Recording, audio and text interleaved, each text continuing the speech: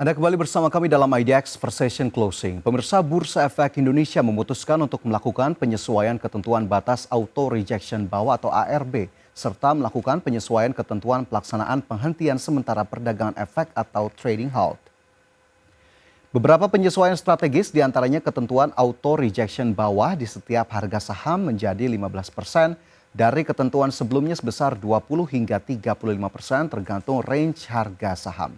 Serta penghentian sementara perdagangan efek atau trading halt jika pergerakan saham sudah menyentuh level 8%, 15% dan 20% selama 30 menit. Direktur Utama Bursa Efek Indonesia Iman Rahman menyebut penyesuaian ketentuan ini dilakukan dalam rangka menjaga volatilitas pasar dan memastikan perlindungan investor dari dampak kebijakan resiprokal Donald Trump.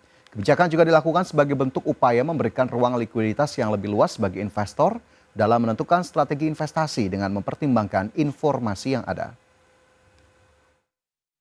Jadi arahnya tetap, kalau kita lihat ini untuk saham di papan utama, papan pengembangan dan ekonomi baru, serta ETF dan DIRE, kalau kita lihat rentang harganya itu antara 50 sampai dengan 200 itu selama ini auto reaction-nya 35%, lalu antara 200 sampai dengan 5.000 itu 25%, lalu di atas 5.000 itu auto rejection-nya itu 20%. Yang kita rubah, karena selama ini asimetris artinya sama, adalah auto rejection bawah.